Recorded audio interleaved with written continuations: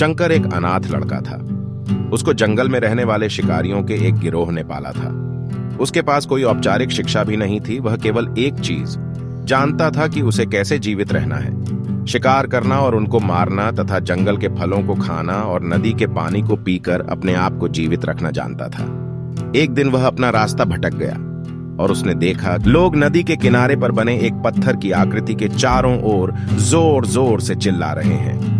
कुछ लोग उस पर फूल, फल और नारियल चढ़ा रहे हैं। शायद उसने सोचा यह कोई मकान होगा जिसमें लोग रहते होंगे, पर यह एक प्राचीन मंदिर था। लेकिन शंकर ने इसे पहले कभी नहीं देखा था, पर इसके बारे में जानने के लिए वह काफी उत्सुक था। उसने तब तक इंतजार किया जब तक कि लगभग सभी लोग उस मंदिर से नहीं चले गए। अंत में उसने एक युवा लड़के को पत्थर की इमारत से बाहर आते देखा और उससे बात करने का फैसला किया। और शंकर ने उससे अपने मन में आए कई सवाल पूछे। उसका पहला प्रश्न था, इस इमारत को क्या कहा जाता है? लोग अपने साथ क्या लाते हैं? फिर उन चीजों को अंदर वाली इमारत में क्यों छोड़कर वापस आ जाते हैं? चीजों को अपने साथ लाना और उन्हें अंदर छोड़कर वापस चले जाने पर वह लड़का शंकर की अज्ञानता व मासूमियत पर बहुत ही हैरान था और उसके सवालों से चकित भी था। पर यह वह नहीं जानता था कि वह पास के जंगल में रहता है और शिकार करके ही अपना जीवन यापन करता है। लेकिन फिर भी उसने उसके सवालों के जवाब देने की पूरी कोशिश की। उसने शंकर को बता, यह भगवान शिव का मंदिर है। लोग यहाँ उन्हें फल और फूल चढ़ाने आते हैं। वे शिव भगवान से जो चाहते हैं वह मांगते हैं और शिव उनकी सभी की प्रार्थनाओं को सुनते हैं। यह सुनकर शंकर तुरंत मंदिर जाना चाहता था। लड़के ने उसे अंदर का रास्ता दिखाया और शिवलिंग के बारे में बताया। शंकर ने मासूमियत से लड़के से पूछा, यह शिवलिंग क्या चीज और हमें क्या देता है? लड़के ने कहा, अब अंधेरा हो रहा है, अब मुझे घर जाना होगा। और वह शंकर को वहीं अकेला छोड़कर चला गया। शंकर ने झिझकते हुए मंदिर में फिर से प्रवेश किया। वह एक कोने में बैठ गया और सोचा, एक पत्थर किसी को वह चीज कैसे दे सकता है जो वे चाहते हैं? इसलिए उसने इसका परीक्षण करने का फैसला किया और उसने पत्थर की प्रतिमा से कहा, हे शिव, कृपया मुझे पर्याप्त शिकार करने दें ताकि मैं भूखा न रहूं। मेरे पास आपको चढ़ाने के लिए कोई फल या फूल नहीं है, लेकिन यदि आप मुझे शिकार देते हैं तो मैं उसे आपके साथ साझा करूंगा। मैं वादा करता हूं कि मैं आपको धोखा नहीं दूंगा। उसने घोषणा की। अगली सुबह शंकर शिकार करने गया। उसने पूरे दिन शिकार की तलाश की, लेकिन उसे कोई शिकार नहीं मिला। वह भूख से तिल मिला रहा था। वह काफी निराश हो गया क्योंकि उसे कोई शिकार नहीं मिला था। दोपहर हो चुकी थी। अब उसे लगने लगा कि मंदिर के लड़के ने उससे झूठ बोला था। फिर भी उसने शिकार जारी रखा। जैसे ही शाम हुई, उसने 2 खरगोशों को अपने बिल में से आते देखा।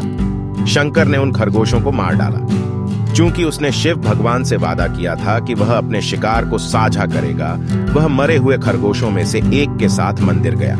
देर हो चुकी थी और मंदिर सुनसान था। शंकर ने मंदिर में प्रवेश किया और जोर से कहा, कृपया आओ और अपना हिस्सा ले लो प्रभु, आपके लिए मैं लाया हूं। वह वहां बैठ गया और अंधेरा होने तक प्रतीक्षा करने लगा, लेकिन भगवान प्रकट नहीं हुए। शंकर को भूख और नींद आने लगी और उसने खरगोश को मंदिर में छोड़ने का फैसला किया। अगली सुबह जब लोग मंदिर पहुंचे तो उन्हें शिवलिंग के सामने मरा हुआ खरगोश मिला। भक्त बहुत परेशान थे। यह यहां कौन लाया है? उसने हमारे मंदिर को अपवित्र करने की हिम्मत कैसे की? उन्होंने खरगोश को बाहर फेंक दिया। अगले दिन शंकर अपनी भूख मिटाने के लिए जंगल में शिकार करने गया, लेकिन इस बार उसकी किस्मत अच्छी नहीं थी और उसे शिकार भी नहीं मिला। उसने सोचा, आज रात को मंदिर जाना चाहिए और शिव से पूछना चाहिए कि उनको खरगोश का भोजन कैसा लगा। शंकर यह पूछने के लिए मंदिर गया। जब वह मंदिर पहुंचा तो उसके आश्चर्य का कोई ठिकाना न रहा। उस रात मंदिर में लोगों की काफी भीड़ थी। शिवरात्रि की रात थी, लेकिन अबोध शिकारी लड़के को इस बारे में कुछ भी नहीं पता था। शंकर ने चारों ओर देखा और उस युवा लड़के को देखा जिसने उसको मंदिर के अंदर शिव से प्रार्थना करने के लिए कहा था। चूंकि उसे इतने सारे लोगों के आसपास रहने की आदत नहीं थी, उसने वहीं रुकने का फैसला किया और पास के एक बेल के पेड़ पर चढ़ गया। यह एक लंबा इंतजार था और समय बिताने के लिए उसने पेड़ से पत्ते तोड़कर जमीन पर फेंकना शुरू कर दिया।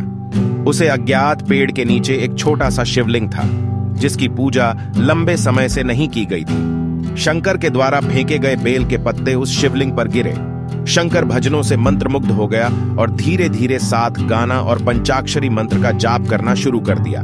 रात भोर में बदल गई और सभी भक्त मंदिर से चले गए। शंकर पेड़ से उतरा और मंदिर में प्रवेश किया। उसने देखा कि शिवलिंग की आंखों पर लाल निशान थे।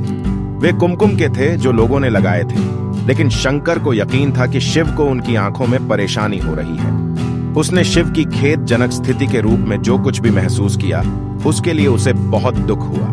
वह उनकी मदद करना चाहता था। उसने सोचा, शिव यहाँ अकेले रहते हैं और बीमार होने पर उनकी देखभाल करने वाला कोई नहीं है। जब तक भक्त उनसे मिलने नहीं आते, उन्हें भोजन भी नहीं मिलता।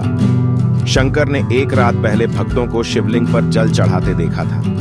प्रभु को ठंड लग रही होगी, शायद वे कांप रहे हैं। उसने सोचा, आखिरकार वे केवल पत्तियों से ही ढके हुए हैं। तो उसने शिव से पूछा, मेरे स्वामी, क्या मदद कर सकता हूँ? शायद कुछ खाना या दवा। मैं आपकी सेवा कैसे कर सकता हूँ? शिव ने उसे कोई उत्तर नहीं दिया। शंकर ने सोचा, भगवान वास्तव में बहुत बीमार है, क्योंकि वह अब उत्तर देने में भी असमर्थ है। वह तुरंत जंगल में गया, कुछ औषधियां जड़ी बूटियों को लाया और लाल निशान पर उनका लेप लगाया, लेकिन कुछ नहीं हुआ।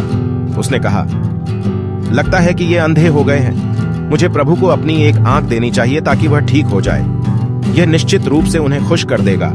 उसका दिल पवित्र था और उसने वहां शिव के हाथ में रखे त्रिशूल को उठाया और त्रिशूल को अपनी दाहिनी आंख की ओर ले गया और अपनी आंख को निकालने का प्रयत्न किया। शंकर अनपढ़ था। उसे मंत्रों या पूजा के उचित तरीकों का कोई ज्ञान नहीं था, लेकिन उसकी भक्ति की कोई सीमा नहीं थी। जैसे ही वह अपनी आंख निकालने वाला था, शिव अपनी पत्नी पार्वती के साथ प्रकट हुए। उन्होंने पार्वती से कहा, इस भक्त शंकर ने अनजाने में शिवरात्रि पर उपवास किया, बेल के पत्तों से मेरी पूजा की और साबित किया कि उनका दिल बेदाग व पवित्र है। मैं अपने इस भक्त पर काफी प्रसन्न हूं। शिव भगवान ने शंकर से कहा, तुमने मुझे अपनी मासूमियत के कारण जीत लिया है।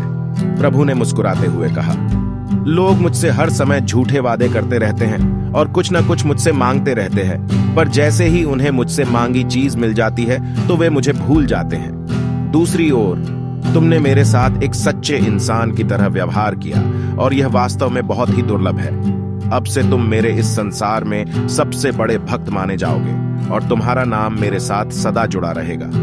तुम कई सदियों तक जीवित रहोगे। इस बात को कहकर भगवान शिव व मां पार्वती अंतर्ध्यान हो गए।